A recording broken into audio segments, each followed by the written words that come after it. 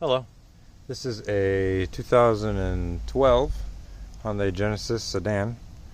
I am replacing the rear wheel hubs. It's not a bad job. I thought it was going to be worse than what it was, watching a bunch of YouTube videos on other cars, but there wasn't one on this car, so I decided to make one. At this point, you're pretty much at the point of hub removal. Everything else is pretty straightforward. Taking the wheel off, taking the brake caliper off, taking the rotor off, all pretty simple, and there's a lot of videos on those. Once you get to that point, you pretty much remove the nut off the shaft, cotter keyed on, remove the cotter key, remove the nut. That's pretty straightforward. The other side I did, the shaft was loose in there, it wasn't stuck or anything. On this side it was. I sprayed a little WD in there, screwed the nut back on, and took a mallet rubber and smacked it a couple times and it broke it free. So you'll see that the shaft is free inside there. That's where you want it to be. You just gotta get it backed in a little bit. I did remove the brake sensor just to avoid any damage to it from tapping on the shaft, so it is off to the side. At this point the hub should just slide right off, but the brake shoes are kind of in the way. Oh, I forgot to tell you, I did remove 4 bolts from behind. 1, 2, 3, 4. Those are pretty easy to get to and pretty straightforward. I did just back them out about it to where they were flush with the hub there, all 4 of them, and just to make sure that the hub would pull in and out freely.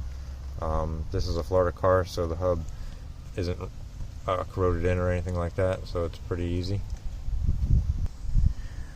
Once that was off, like I said, you're at the point where the hub is free, but the brake shoes are in the way. Without having to disassemble brake shoes or anything, if you have yourself a pair of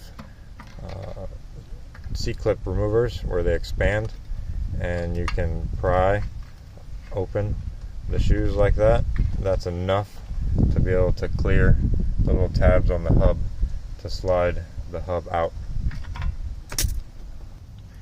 Sorry, I had to put the phone down there for a second. Couldn't do it. I gotta have 2 hands and I couldn't hold the phone at the same time. But once I did separate these a little bit, as long as you have the tabs aligned in certain spots where the brake shoes are, the hub will slide out just past that and come off. And there's everything else. So it's a pretty quick and easy job, as long as you don't have a lot of rust and they're not stuck in there. You can see there's a lot of dirt down in there. I'll be cleaning that out. The car itself has 136,000 miles on it, and the reason I'm replacing the hubs is because this rear wheel had a little ticky-tack going on in it as you're driving down the road and you drive next to a wall or a curb or anything like that, and you had the windows down, you could hear like a tic-tac noise, something sounded like it was bouncing around in there. And then when you sat in the back seat of the car, it did rumble quite a bit from I believe the wheel bearing there. I don't have the new parts right now. They're all coming in a couple days from Rock Auto. I'm also doing the brake rotors and the pads at the same time just to get it all done, and I might even do the rear struts since they're pretty easily accessible right now. And that is it.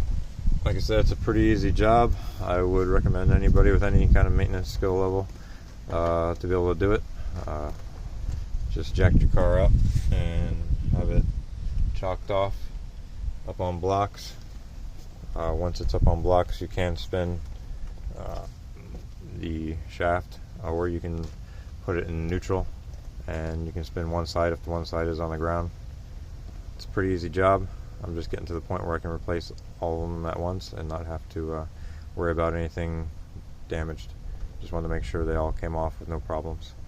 Alright, good luck. Bye.